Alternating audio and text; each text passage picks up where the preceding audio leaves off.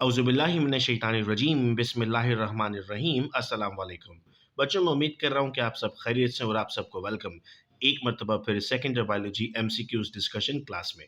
Students, इससे पिछले video lectures में हम चैप्टर नंबर 1 से लेकर चैप्टर 5 तक समझ चुके। वो वीडियोस आपको इसी चैनल की प्लेलिस्ट एमसीक्यूज डिस्कशंस में भी मिल जाएंगी अगर आपने अब तक वो वीडियोस नहीं देखी। और आप अगर इस चैनल को सब्सक्राइब कर देंगे तो जैसे ही नई वीडियो अपलोड की जाएगी फ़ौरन आपके पास नोटिफिकेशन आ जाएगा और आप इत्मीनान के साथ बैठकर पढ़ सकते हैं। आइए बेटा चैप्टर नंबर 6 की तरफ बढ़ते हैं।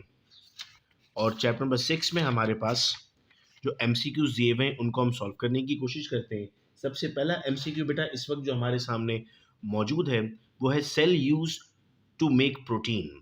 इनमें से किसका इस्तेमाल किया जाता है प्रोटीन बनाने के लिए? हम बुक के पेज नंबर पर चलते हैं एक मतलब फिर, ताकि जब हम बुक रीड करते हैं तो हमारा कॉन्फिडेंस बढ़ता है कि वाकई जो चीज़ें हम पढ़ रहे हैं सर वो पेपर में किस तरह से पूछी जाती हैं। तो पेज नंबर 155 की तरफ बेटा अगर मैं आपको लेकर जाऊं तो पेज नंबर 155 पर हमारे पास देखिए एक हेडिंग लगी हुई है, cell use RNA to make protein.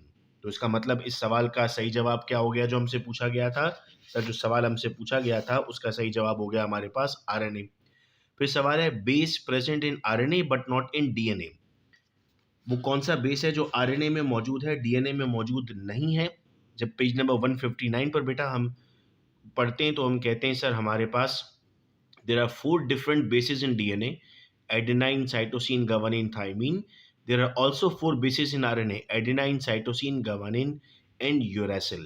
तो adenine cytosine guanine, adenine cytosine guanine RNA और डीएनए दोनों में सिमिलर हैं, लेकिन थायमीन और यूरेसिल ये डिफरेंस है।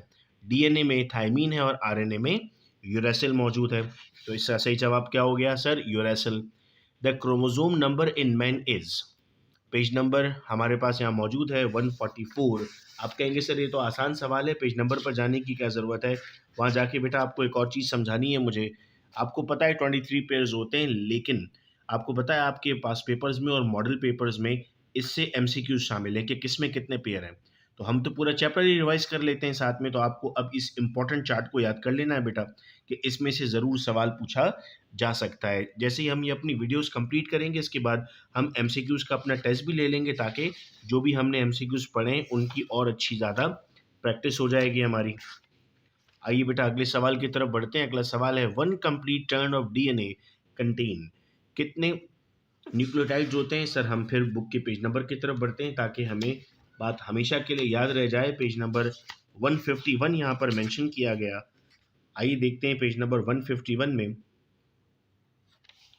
हमारे पास ये बात जो मौजूद है। सवाल हम फिर रिपीट करते हैं। One complete turn off DNA contain how many number of nucleotides. तो जब हम स्ट्रक्चर ऑफ डीएनए की तरफ आते हैं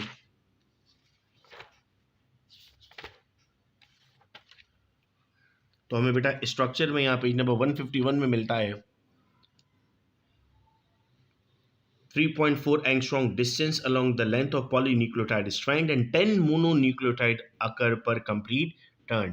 अब सिर्फ 10 मोनोन्यूक्लियोटाइड नहीं याद रखना बेटा आपको, यानी ये पूरा पैराग्राफ आपके लिए इंपॉर्टेंट हो गया, जिसमें आपको बताया जा रहा है कि ए की बॉन्डिंग टी के साथ है, सी की बॉन्डिंग जी के साथ है, कितना डिस्टेंस है इनके अंदर। अब ये सब भी आपको याद रखना ज़रूरी है। यही फ़ायदा होता है हमें बुक की एमसीक्यूज़ को सॉल्व करने का, और आपके पेपर्स में यही एमसीक्यूज़ पूछे जाते हैं आपसे।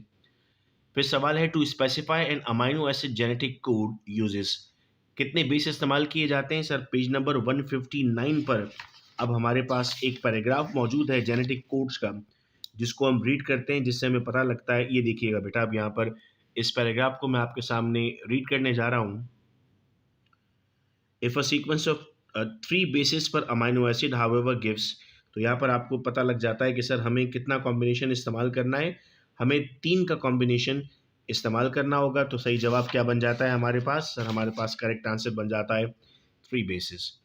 अगला सवाल है, type of chromosome when centromere is located at the centre. मैंने लिखा first year chapter number 4।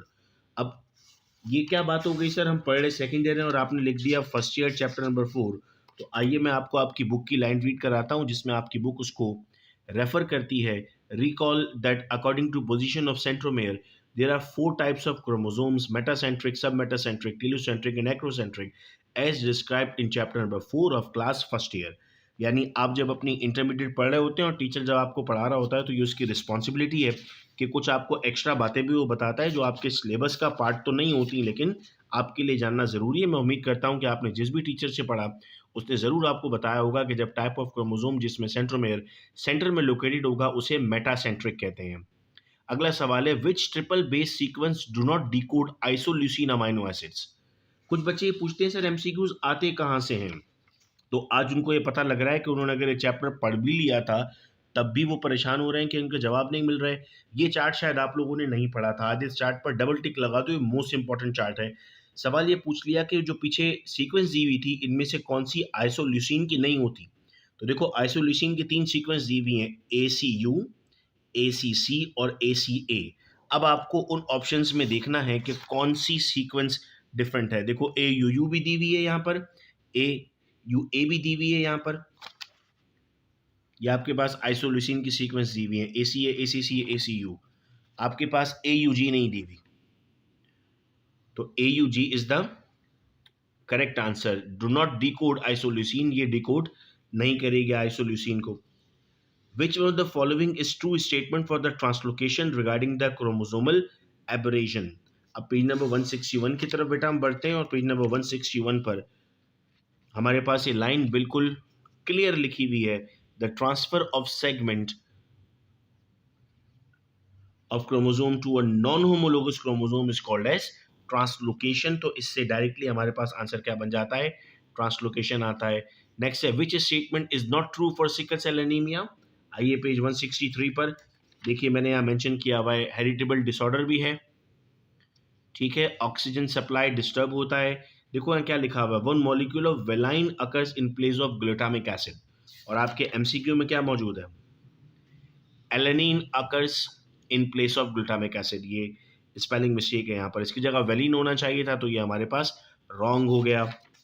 Next आइए, लास्ट क्वेश्चन है हमारा इस चैप्टर का, विच statement is not true for transcription during gene expression. Page number 157 पर जब आप जीन एक्सप्रेशन को रीड करते हैं तो आप यहाँ पर पढ़ते हैं बेटा कि हमारे पास लिखा हुआ है RNA पॉलीमरेज, और यहाँ ऑप्शन में आपको क्या दिया गया है, DNA पॉलीमरेज। तो ये एक्चुअल में हमारे पास गलत ऑप्शन हो गया, तो ऑप्शन नंबर बी हमारे लिए इस सवाल का सही जवाब हो गया। मैं उम्मीद करता हूं बेटा कि आपको अभी चैप्टर भी क्लियर हो गया। इंशाल्लाह अगले वीडियो लेक्चर में हम चैप्टर नंबर 7 सेल साइकिल को डिस्कस करेंगे।